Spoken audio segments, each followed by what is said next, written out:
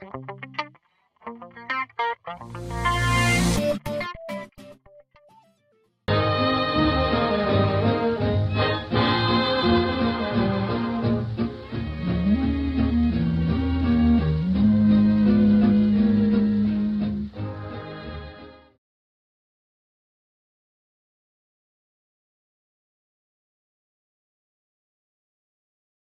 présente une âme torturée et libre, ronronnante et indépendante.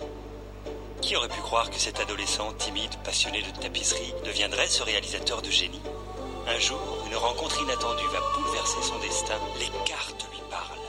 L'inspiration l'attendra dans d'autres contrées et le Tatarstan sera sa destinée. En peu de temps, il intègre le gratin du cinéma local et fait les rencontres qui vont bouleverser sa vie. Il se lance alors dans la réalisation de la trilogie culte Gris, gris, gris sont les tapis, avec un rôle sur mesure pour son égérie qu'il rend célèbre du jour au lendemain. Cette exploration intimiste de l'artisanat du tapis et sa rencontre avec le mania du cinéma lui ouvrent les portes du Hollywood local. Il enchaîne alors film sur film, réflexion autour d'une Macédoine, la grande roulotte de la vie et à l'entraire les yaks. 3 œuvres cinématographiques devenues incontournables, intimistes, esthètes du quotidien.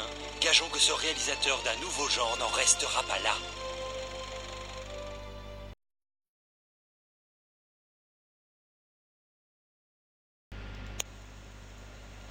احلى مسا على كلان ايجي نايت. هنا اكس اكس برو بيتكلم من التلج. شايفين التلج نزل في كل حته اهو. يعني ايجي نايت سبب بينزل عندها تلج يا جماعه، تلج. والكائنات كلها الباقي الصيني، يعني احنا الاصل والناس كلها الصيني. احلى مسا على الناس الحلوه، الناس اللي ما بتجريش واللي بترد. النهارده هنا عندنا التلج اهوت، والواحد نفسه مش عارف يمشي، بس انا الواحد اتعود بقى على الكلام ده. الواحد اتعود على الكلام ده. انا نازل دلوقتي اهو لابس حاجات خفيفه ولابس شبشب كمان، معرفش ليه اصلا، ونازل عندنا تلج اهو يا عم، عشان ما تقوليش ده بلاط اهو، تلج وربنا اهو.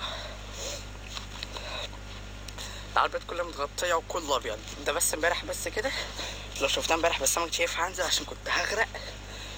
كان الحاجات عندنا شغاله، يعني مكنتش تعرف تمشي.